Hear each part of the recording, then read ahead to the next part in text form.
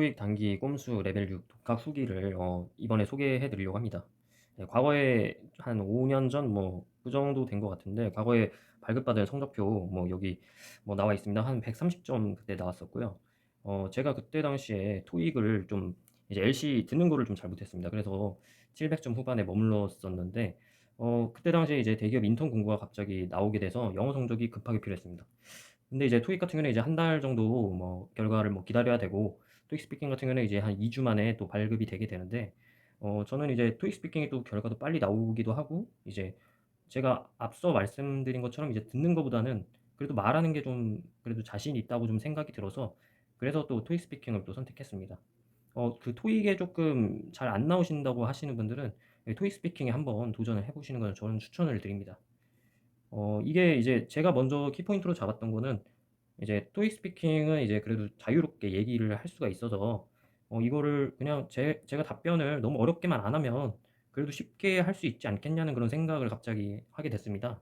그리고 이제 학원이나 강사분들이 하시는 거 보면 이제 만능 답변이 있는데, 그런 만능 답변들을 조금 더 쉽게 내 식대로 해석을 해서 내 식대로 쉽게 답변을 좀 변형해서 사용하면 좋겠다는 생각을 했었습니다. 그래서 이러한 방법을, 이 두 가지 포인트를 잡고 이제 레벨 6을 빠르게 좀 달성을 해 가지고 대기업 인턴 합격도 할 수 있었습니다. 어 이 자세한 내용을 이제 바로 다음에 또 말씀드리겠습니다. 네, 파트별로 전략을 또 말씀드리겠습니다. 일단 파트 1 에서는 단순하게 글 읽기입니다. 여기서는 그냥 유창하게 유창한 척을 하면 됩니다. 버터 바른 것처럼 혀를 굴리면서 쉴 땐 쉬면서 발음을 하시고 가볍게 넘어가시면 될 것 같습니다. 그리고 파트 2 에서는 사진 보고 묘사하는 것인데, 여기서는 딱 정형화되어 있습니다.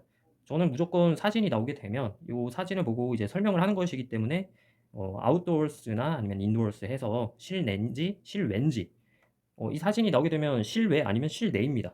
그렇기 때문에 무조건 그냥 이 표현은 한 번씩 하고 간다는 생각으로, 무조건 그냥 시간 끌기 용으로 일단 한번 얘기하고 간다고 생각을 하고 무조건 얘기를 했습니다. 그리고 그 이후에는 이제 사진에 있는 왼쪽이라든지 오른쪽이라든지, 그리고 이 사진의 앞쪽이라든지 뒤쪽에는 이런 부사구를 한 4 가지 정도를 써서 주어 동사, 주어 동사 이렇게 쭉 얘기하다 보면 문장이 한 4 문장 정도 나오게 됩니다. 그래서 이런 방법으로 저는 이제 한 4-5 문장을 만들었고요. 그리고 그 이후에 마지막에는 전반적으로 "이것은 어떤 분위기인 것 같다." 이런 식으로 갔습니다. 그래서 여기서 보면 딱히 어떤 분위기가 느껴지지 않으면 그냥 평범한 분위기다. 밝거나 어둡거나 이런 분위기이지 않겠습니까? 그래서 평범한 분위기다, 조용한 분위기다, 요런 식으로 해서 뭉뚱그려서 설명을 하면 되겠습니다. 다음으로 파트 3 입니다. 여기 보면 이제 짧은 질문에 짧게 답하는 그런 질문 유형인데, WH 의문문에 대해서는 이제 토익을 어느 정도 하신 분들은 이제 WH 그 정해진 그 응답이 있습니다. 그런 부분을 자세히 보시면서 정해진 답변대로만 딱딱 하시면 되겠습니다. 요런 부분은 그렇게 크게 어렵지 않으니까 넘어가겠습니다. 그리고 여기서 이제 마지막 부분에 있는 부분이 쪼끔 이제 어려울 수도 있는데요. 여기서는 이제 주관적으로 얘기하시고 개인사적으로 답변을 하셔도 상관은 없었습니다. 제가 느끼기에는 레벨 6 나오는 데 있어서는 큰 문제는 안 되는 것 같았습니다. 저는 무조건 여기에 그 어려운 질문이 나오든 그러든 간에 저는 무조건 경강부회를 했습니다. 경강부회라는 게 이제 억지로 근거를 끌어오는 건데, 저는 이제 그런 것을 이제 주관적이고 개인사적인 돈, 시간 낭비가 된다, 돈, 시간을 절약할 수 있다, 이런 근거로, 그리고 좋아해서 자주 하기 때문에 그걸 한다, 이런 식으로 얘기를 쭉 풀어갑니다. 그리고 그것은 나에게 즐겁고 재밌고 행복하기 때문에 한다. 혹은 그것은 나에게 편리하고 쉽기 때문에 한다. 그것은 나에게 좋다. 이런 식으로 근거를 억지로 붙이는 것이죠. 그래서 그것을 하면 내가 스트레스가 풀린다. 이런 식으로 이런 자주 쓰는 그런 맞는 근거들을, 나만의 맞는 근거를 사용을 하시면 좋습니다. 그래서 저는 이런 맞는 근거를 항상 자주 쓰는 근거들을 만들고 그냥 꺼내 쓴다, 이런 느낌으로 항상 했었습니다. 이게 이제 케이스 바이 케이스대로 그렇게 질문에 따라서 답변을 하면 너무 많아집니다. 양이 너무 많아지고 어떤 그 질문이 딱 들어왔을 때 이제 갑자기 얘기를 해야 될 때는 그게 갑자기 안 나올 수가 있습니다. 숙달이 되지 않으면. 그러면 또 이제 한 문제를 날리게 되는 거기 때문에 그 레벨 6 정도를 가려면 요 정도 부분은 좀 쉽게 이렇게 만능 답변으로 바로 받아칠 수 있도록 이렇게 대비를 미리 해 줘야 됩니다. 그리고 다음으로 이제 파트 4가 있는데요. 여기서는 이제 스케줄 시간표를 뭐 보고 뭐 질문을 받으면 이제 안내를 보고서 안내를 해 주는 겁니다. 여기서 이제 뭐 WH 의문문으로 뭐 이렇게 나오게 되면 저희는 WH 의문문에 대한 정해진 대답을 쉽게 할 수 있고요. 그다음에 이제 고객의 질문이 뭐 제가 알고 있기로는 회의가 뭐 3 시에 있는 것으로 알고 있는데 이게 정확합니까? 뭐 이런 식으로 질문이 나오는 경우가 있습니다. 그러면 일단은 이벤트를 찾을 수 있다면 제대로 들었다면 뭐 이벤트를 쉽게 찾을 수 있겠죠. 그러면 뭐 이런 이벤트가 있다라는 것을 그냥 뭐뭐가 있다, 뭐 there is 뭐 이런 식으로 해서 쉬운 그 문장 구사를 반드시 하시는 게 좋습니다.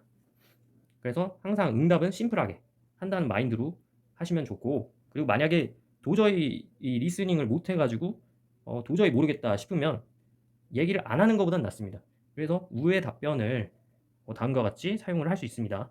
뭐 죄송하지만 당신의 문제를 해결해 줄 직원이 자리에 없습니다. 그래서 내가 가능한 빨리 너의 문제를 해결해 줄 수 있는 그런 안내 이메일을 보내주겠다. 뭐 이런 식으로 대처를 또 할 수 있습니다.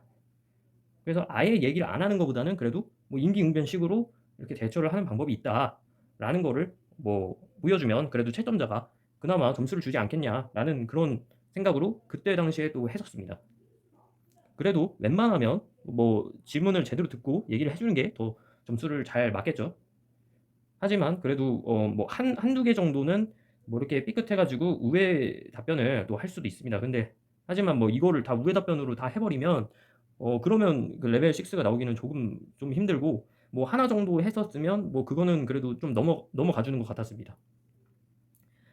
그리고 다음 것도 마찬가지입니다. 뭐 점심 특정 시간 스케줄 질문을 하는데 뭐 "3시 이후에 어떤 스케줄이 있는지 얘기를 해 달라." 뭐 이런 식으로 질문이 올 수 있습니다. 그러면 뭐 첫째로는 뭐뭐가 있고, 둘째로는 뭐뭐가 있고, 셋째로는 뭐뭐가 있다. 이런 식으로 가시면 그냥 간단 명료하게만 심플하게 대답을 해 주시면 좋습니다.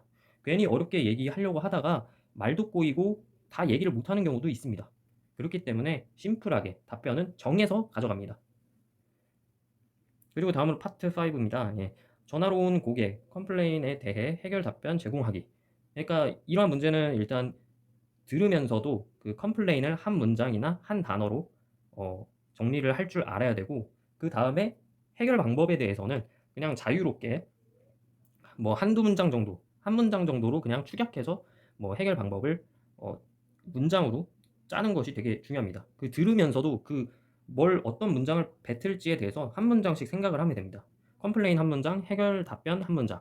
요 정도만 생각을 하시고 어 아래와 같이 여기 제가 이제 템플릿을 이렇게 만들어 놨습니다. 그래서 뭐 이 템플릿처럼 이제 해 주시면 됩니다. 그래서 뭐 쭉 읽어 보면 뭐 "안녕하세요. 저는 전화 받은 누구누구입니다. 저는 당신의 메시지를 들었고 당신이 어떤 불평에 대한 문제를 가지고 있는 것을 이해합니다.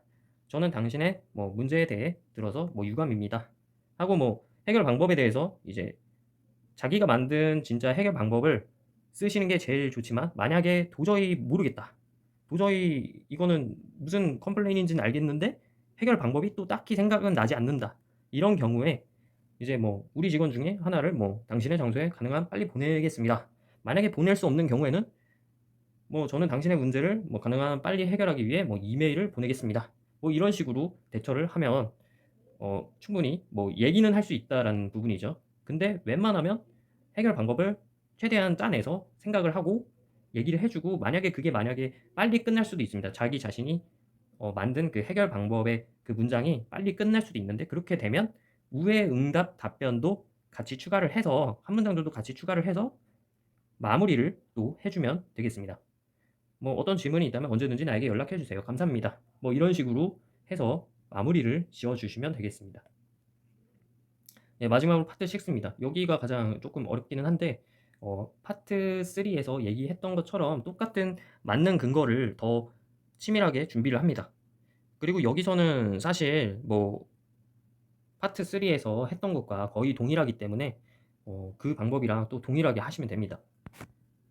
근데 여기서 만약에 쪼끔 더 그 문장이 너무 빨리 끝난다 싶으면 예를 들어서라는 거를 근거 뒤에다가 예를 들어서라고 하면서 쪼끔 늘려 주시면 그래도 그 말할 수 있는 그 부분이 더 있기 때문에 뭐 예시를 뭐 하나 정도만 더 들어 주면서 문장을 이렇게 마무리를 쳐 주시는 게 뭐 괜찮습니다.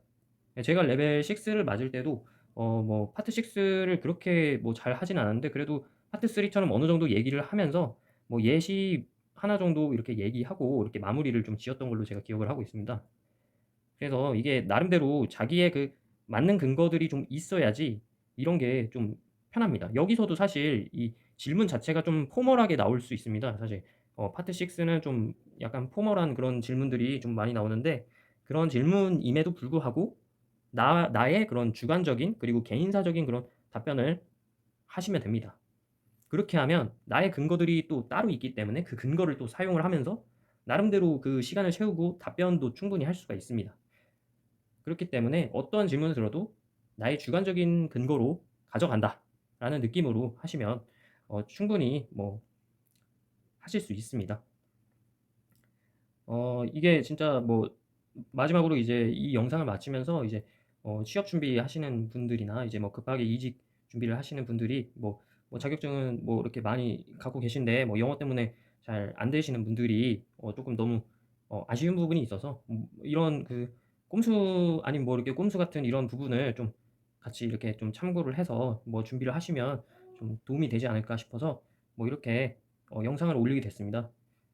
뭐 일단 뭐 한 가지 더 추가를 드리자면 이게 맞는 답변을 조금 더 이렇게 이걸로 만약에 부족하다 싶으면 이 강사분들이나 이 카페에 그 많이 그 맞는 답변에 대해서 많이 만드신 게 있습니다. 그래서 그런 부분들을 좀 최신화하면서 자기랑 잘 맞는 부분에 대해서 그 섭렵을 하시면서 나만의 그런 맞는 답변을 만드시고 뭐 이렇게 단기적으로 하셔 가지고 좋은 결과 있었으면 좋겠습니다. 예. 감사합니다.